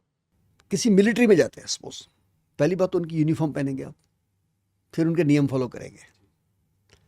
आप मंदिर में या गुरुद्वारे में जा रहे हैं तो आपको वहाँ की मर्यादाओं का तो पालन करना ही पड़ेगा, ये समझ के चलिए आप। हमारे वहाँ कोई रिस्ट्रिक्शन नहीं है, कोई भी जा सकता है। 4 दरवाजे रखे जो गए हैं हरमंदिर साहिब के, इसका एक ही मकसद था। और आपको एक बात बता रहा हूँ जो आपको पता है कि नहीं पता, कभी वो दरवाजे बंद नहीं हुए आज तक। वो दरवाजे कभी बंद नहीं हुए हैं, उनके अंदर गेट ही नहीं है। क्यों नहीं बंद हुए हैं? कि कभी गुरुद्वारा साहब भी बंद नहीं हुआ। अकाल तख्त साहिब से लेके और हरमंदिर साहिब तक कोई भी जा सकता है, कोई भी जा सकता है।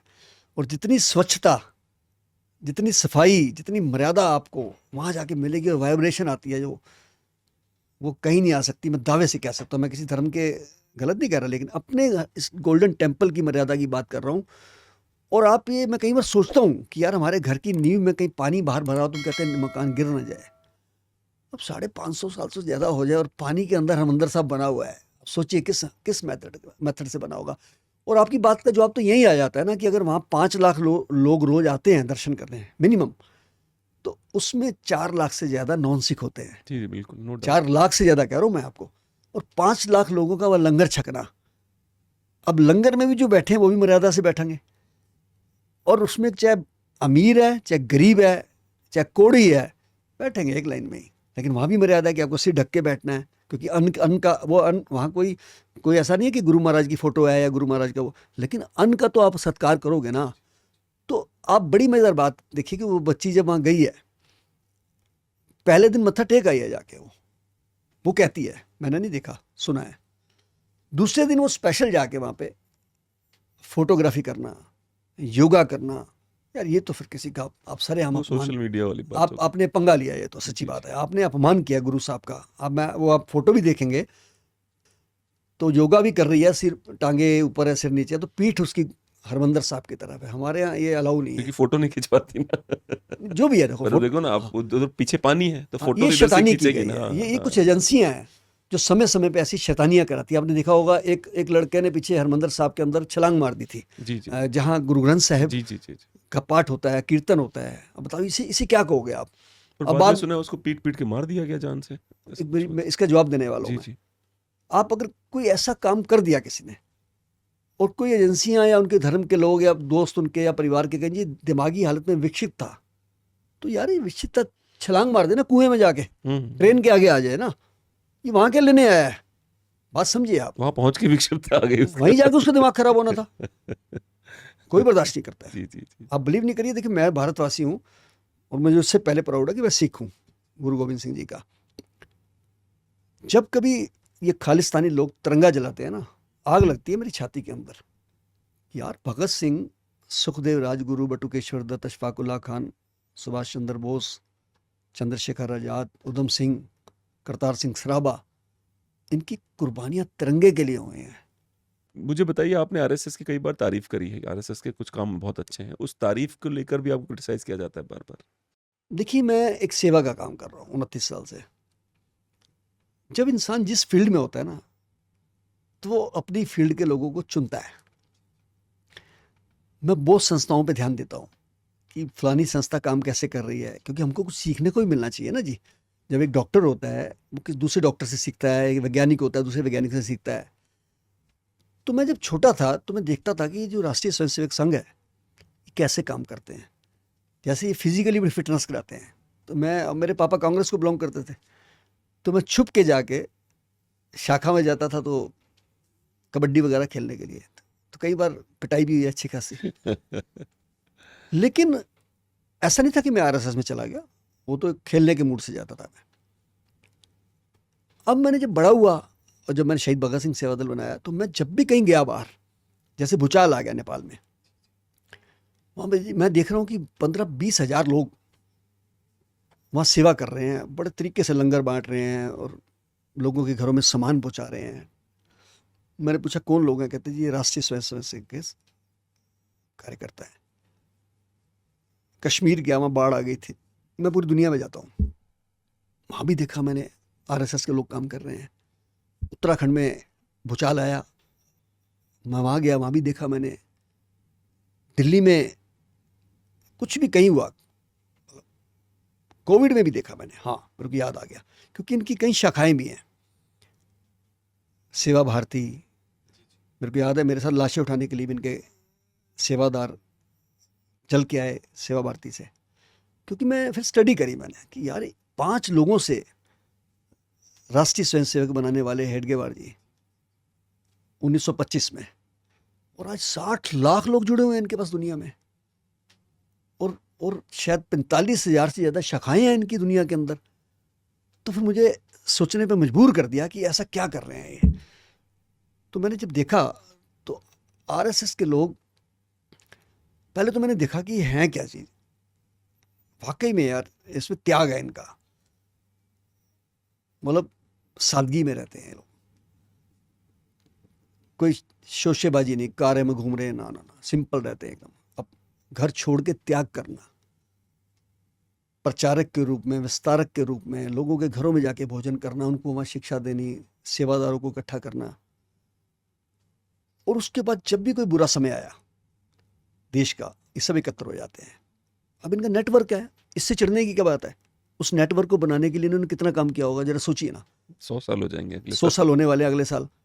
और सबसे बड़ी बात कि इनका नेटवर्क सिर्फ और सिर्फ यहीं तक संबंध नहीं है, ये शिक्षा में बहुत काम कर रहे हैं, इनके बहुत सारे स्कूल हैं, शिक्षा में बहुत बड़ा काम कर रहे हैं, ये स्वास्थ्य के लिए बहुत बड़ा काम कर रहे हैं, बुजुर्गों के लिए बहुत बड़ा काम कर रहे हैं।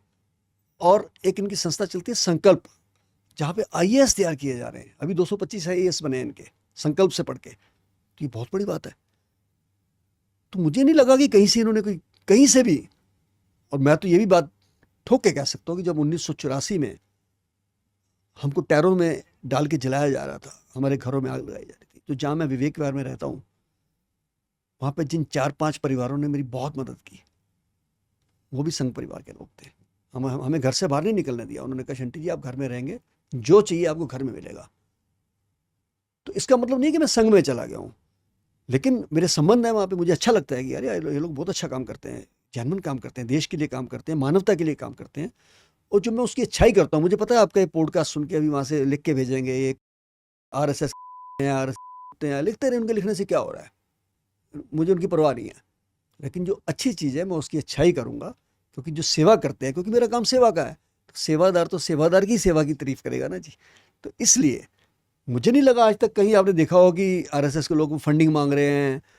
और मैं तो यहाँ तक देखता हूँ कि या फिर वो भी नहीं देखते कि कौन किस धर्म का है, हाँ ऐसा भी नहीं कौन है। किस जात का है। नो कभी नहीं देखा मैंने। वो भी पूछते होंगे, मतलब जो मिलता है में हेल्प करते चले अक्सर जाते हैं। मुझे कई सिखों ने कहा, हमारे धर्म के लोगों ने, कि शंटी जी वो तो यार हमारे खिलाफ जहर फैलाते हैं। मैंने कहा जी मैंने तो कभी जहर फैलाते नहीं देखा। वो तो प्रेयर करते हैं कि पिता वारे ते लाल चारे वारे, कि हिंद तेरी शान वखरी। मतलब कौम के लिए नहीं, वो देश के लिए ज़्यादा चलते हैं। गुरु गोविंद सिंह जी को अपना ध्येय मानते हैं, वो गुरु तेग बहादुर साहब को अपना ध्येय मानते हैं। तो मुझे नहीं लगता कि बुरा ऐसा करते हैं।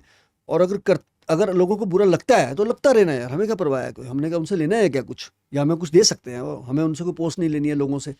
मेरे अपने विचार हैं। अगर आज जो पंजाब में क्रिश्चियन बन रहे हैं, रोक लेना उनको जाके, नहीं रोक पाए ना। तो अगर मैं समर्पित हूँ किसी को, या मैं किसी को अच्छा पसंद करता हूँ, तो मुझे वो क्यों रोकेंगे भाई? वो होते कौन है रोकने वाले लोग, या मुझे शिक्षा देने वाले होते कौन है वो? मुझे कोई भी संस्था अगर अच्छी लगती है, लोग तो कई लोगों ने मदर टेरेसा को ज्वाइन कर लिया, कभी किसी को ज्वाइन कर लिया, अपना अपना। हमारे देश में कई पंथ हैं, हमारे देश में कई डेरे हैं, कई मजहब हैं, कई धर्म हैं, कहीं भी कोई चला जाता है। यहाँ तक कि मैं देखता हूँ कि मेरे दोस्त यार जो पहले वैष्णो देवी जी के, वैष्णो माता जी के जागरण कराते थे, आज वो साईं बाबा जी के जागरण करा रहे हैं, आज वो गुरु जी के करा रहे हैं, छतरपुर वालों के। तो अपनी अपनी भावना है भाई, आप किसी को कैसे मना कर सकते हैं? तो ऐसे मेरा परिवार पीछे कांग्रेस के बैकग्राउंड से रहा, मुझे इनका काम करने का तरीका अच्छा लगता है, तो मुझे लगता नहीं है बहुत अच्छा काम करते हैं। ऐसा नहीं कि मैं इनसे जुड़ा हुआ इसलिए कह रहा हूँ। मैं अगर मैं कह रहा हूँ गलत बात, तो आप उसकी उनकी गलती बताइए कोई। तो ये कारण है कि ये धमकियां देते रहे धमकियां, तो परवाह नहीं है। एक सवाल है, थोड़ा कॉन्स्पिरेसी टाइप का भी लगेगा आपको, लेकिन मैं पूछता हूँ आपसे। जब भारत देश में 3 ऐसे पावर पॉइंट्स हैं, 4 कह लीजिए वैसे तो, जहाँ पे क्या होता है कि जो विदेशी ताकतें हैं उनको अगर भारत में कहीं डर लगता है कि कुछ लोगों से, तो उसमें 3-4 पावर पॉइंट्स हैं।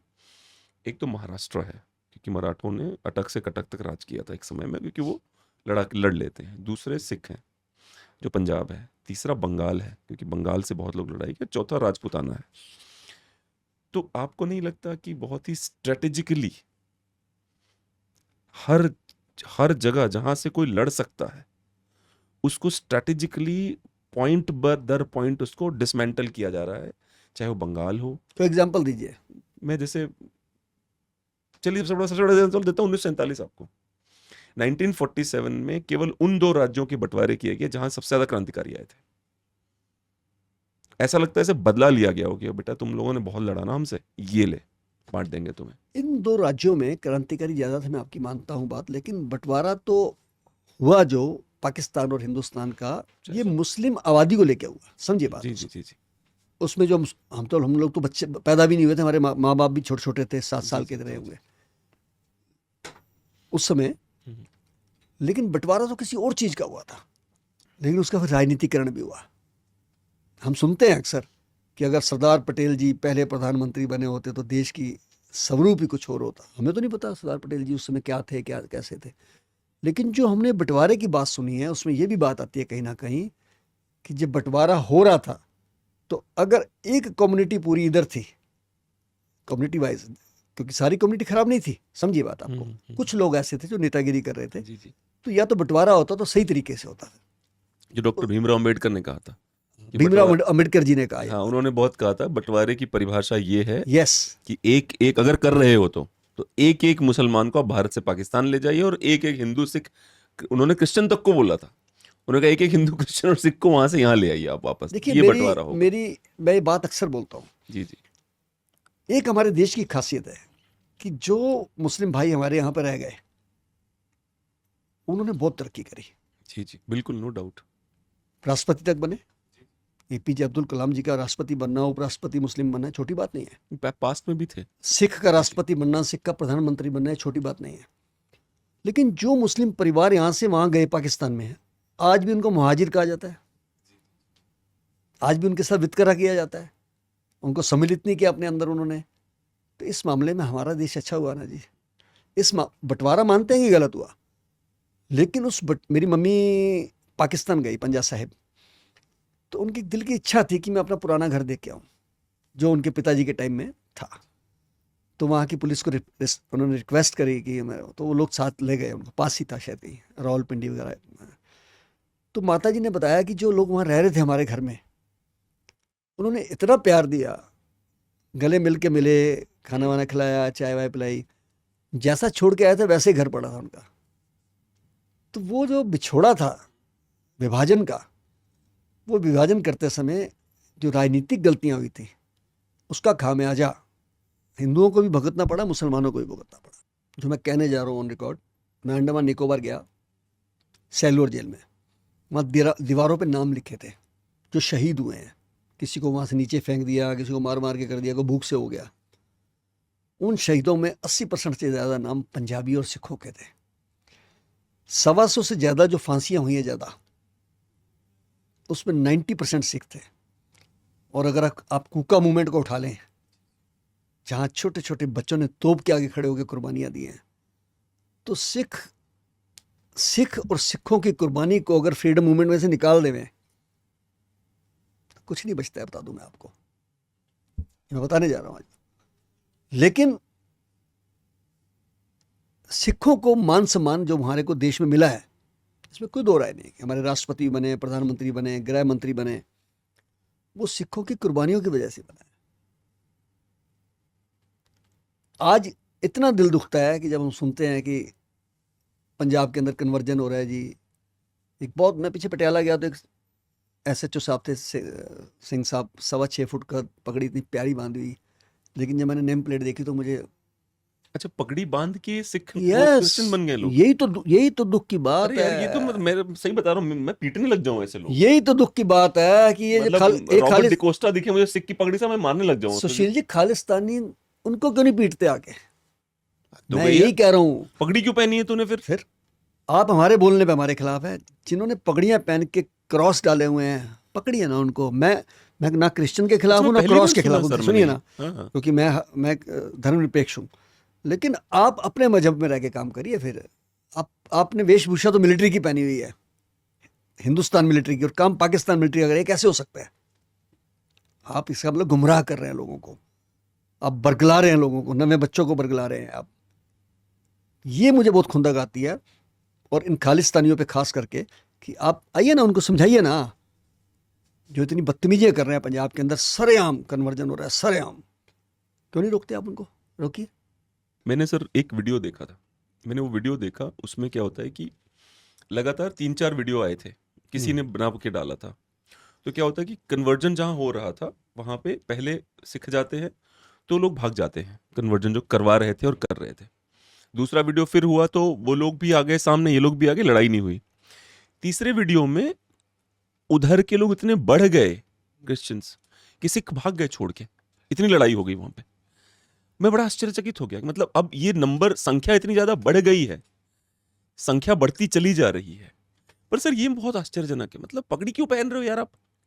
मत पहनो। यही मैं हमारा कहना है। ये तो बदतमीजी है भाई। मैं तो पहली बार सुन रहा हूँ, पगड़ी क्यों पहन रहे हो भाई आप? इस पगड़ी के लिए कितनी कुर्बानियां हुई हैं, सोचिए ना। वो कुर्बानियां इसी बात के लिए तो हुई हैं कि पगड़ी उतार दो, परिवर्तन कर लो। नहीं किया ना, आज हम खुद परिवर्तन कर रहे हैं। समझिए बात को आप। कॉन्स्पिरेसी यही नहीं, मैं, आपको कॉन्स्पिरेसी नहीं लग रही? मैंने जो बोला कि सब मेरे देश के सबसे ताकतवर, सबसे तेज बंदों को, आपको नहीं लगता उनको रोका जा रहा है, जानबूझ के सर उनको कोई कन्वर्ट किया जबरदस्ती जा नहीं रहा है? करा रहा। बड़ी मेजर बात है, बड़े तरीके से हिप्नोटाइज किया जा रहा है। कैसे किया जाता है बता देता हूँ मैं आपको। जी जी। हमारे मजहब में भी कुछ बेचारे वीकर सेक्शन के लोग हैं, उनको अनाज दे देना, उनको सुख साधन दे देना, तरीके से कन्वर्ट किया जाता है, बहुत तरीके से उनको। और वो धीरे धीरे कन्वर्ट होने शुरू हो गए हैं, और बड़े स्तर पे हो रहे हैं, छोटे स्तर पे नहीं हो रहे हैं। पर उसके पीछे तो मैं सरकार को भी जिम्मेदार ठहराऊंगा सर ना, क्योंकि कहीं ना कहीं वो था ना कि भाई नहीं, इसमें मैं अलग बात कहूँगा। इसमें सरकार क्या कर लेगी जी? आज आप वैष्णो देवी के मंदिर जाते हैं, कल साईं बाबा जी के मंदिर जाना शुरू कर दें, कल हरमंदिर साहब जाना शुरू कर दें, तो सरकार क्या कर लेगी इसमें? ये तो आपके अंदर की आस्था है ना जी, आपके फंडामेंटल राइट है, आप कहीं भी जा सकते हैं। जा सकते हैं, नहीं जा सकते? जी जी बिल्कुल। इसमें सरकार क्या कर लेगी? हाँ, कोई मार पीट के करा रहा हो, फांसी लगा रहा हो। लालच भी तो दे रहे हैं लोग। लालच सरे हम थोड़ा दे रहे हैं, छुप के देते हैं। लालच तो हम राजनीति में भी देते हैं लोग, इलेक्शन में। लेकिन जो कन्वर्ट हो रहे हैं उनको रोकने वाला कोई नहीं है ना, मेरा कहना मकसद ये है। जबरदस्त तरीके से कन्वर्ट हो रहे हैं, जबरदस्त तरीके से हो रहे हैं। पूरे गांव के गांव कन्वर्ट हो गए हैं, गांव के गांव कन्वर्ट हो गए हैं। जहां हमारे नगर कीर्तन निकलते थे, आज इनके जुलूस निकलते हैं वहां पे, कैंडल लेके तगड़े तगड़े निकलते हैं जुलूस, 1000 दो हजार लोग। अब सोच लीजिए क्या असर हो रहा है उसका। हमारी वीकनेस वहां से आ रही है, समझ रहे ना आप? सर बहुत अच्छा लगा मुझे आपसे बात करके। और बहुत ही कम गेस्ट होते हैं जिनके बातचीत करने के बाद मैं उनके पैर छूता हूँ, क्योंकि मैं शुरू में मुझे पता नहीं कौन कैसा है, तो मैं आपके आई वांट टू अरे नहीं देखिए, अरे नहीं, आप हाथ शेक हैंड कीजिए, पैर मत छुइए। देखिए, हम लोग तो बहुत ज़मीनी स्तर से और बहुत छोटे स्तर के हैं, लेकिन जो ऊपर वाला करा रहा है हम उसी के अनुसार चल रहे हैं। हम तो कठपुतली हैं, और ये जो मान सम्मान मिलता है ये ईश्वर देता है। दाता बोलते हैं ना। जी जी जी और वड्याई यानी तारीफ आपकी। जी, तो जी। हमारे गुरु ग्रंथ साहब में लिखा है, दात रखी हाथ अपने, जिस भावे तिस दे। जिसको वो चाहता है उसको दात मिलती है, उसको इस बढ़ियाई मिलती है, तारीफ मिलती है। बेखारी से राज करावे, राजा से बेखारी, ये ऐसे स्किंटों में काम हो जाता है। तो हम तो बिल्कुल जीरो थे, कोविड ने हीरो बना दिया, और इस दस्तार की ऊपर वाले ने शान रख ली। दुनिया से जहाँ से ही फ़ोन आता है वो ये कहते हैं, शंटी जी पद्मश्री आपको नहीं मिला, ये पद्मश्री हमको मिला है। मैं सच बोलूँ तो मेरी माँ कहती थी कि बेटा कभी भी ना तू अपने काम की देख के गुमान मत करियो, ये तू नहीं कर रहा, ये वाहेगुरु करा रहा है तेरे से। और मैंने कभी फ़ख्र करा भी नहीं, फ़ख्र करा होगा, प्राउड नहीं किया, अहंकार नहीं किया, लेकिन वो एक बार हो गया जी, सच्ची बोलूँ मैं आपको। अच्छा। वो ऐसे हुआ कि मैं एक डेड बॉडी चौथे पाँचवें महल्ले में पड़ी थी द्वारका में, तो मुझे किसी मीडिया से फ़ोन आया कि एक बहू अपने ससुर के पास बैठी है। तो शंटी जी 4 दिन हो गए हैं, उसका पति कनाडा में है, आप किसी तरीके से संस्कार करा सकते हैं। मैंने कहा मुझे 2-2.5 घंटे का समय चाहिए। हम गए, बॉडी को नीचे लेके आए, रैप करके सब सैनिटाइज करके। जब चलने लगे तो वो बहन जी थोड़ा सा रोने लगे, आंखों में से आंसू आए। तो एक माता जी खड़े थे, बेटा अब क्यों रो रही है? तो अब तो बहुत सारा संभाल लिया इन्होंने। तो जो बात उस बहन ने कही ना जी, उस बात ने मेरे रोंगटे खड़े कर दिए। कहने लगी, माता जी आंसू जो है ना, ये पापा के जाने के नहीं, वो तो सूख चुके हैं। ये आंसू जज्बात के हैं कि राष्ट्रीय राजधानी दिल्ली में 4 दिन से मैंने कोई डिपार्टमेंट नहीं छोड़ा जहाँ फ़ोन ना किया हो कि मेरे पापा की लाश को संस्कार करा दो। ये आंसू इस बात के हैं कि जहाँ सारी सरकार फेल हो गई, एक सरदार मेरे काम आ गया। मेरे रोंगटे खड़े हो गए। मैंने कहा यार इसने बहुत बड़ी बात बोल दी है तो। और दूसरी बार जब मैं पद्मश्री लेने गया, मैं अक्सर सुनता था अक्षय कुमार जी बोलते हैं कि मैं जिस फिल्म में सिख बनता हूँ और पगड़ी पहनता हूँ तो मुझे लगता है मैं राजा बन गया। तो हम तो परमानेंट राजा हैं। मैं जब पद्मश्री लेने गया तो वहाँ अंदर बैठा था, राष्ट्रपति जी बैठे थे, सारे बैठे थे, गृह मंत्री जी, प्रधानमंत्री जी, उपराष्ट्रपति जी। तो मैंने ऐसे निगाह चलाई, देखा यार 145 करोड़ की आबादी में से 102 नाम, और अकेला गुरु का सिख।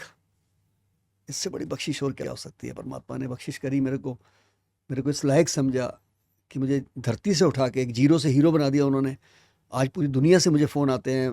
देश तो मैंने सारा अटक से लेके कटक से कश्मीर से कन्याकुमारी तक एक एक शहर में घुमाए उन लोगों ने जो मान सम्मान दिया है, मैं उनका कर्जा नहीं उतार सकता हूँ।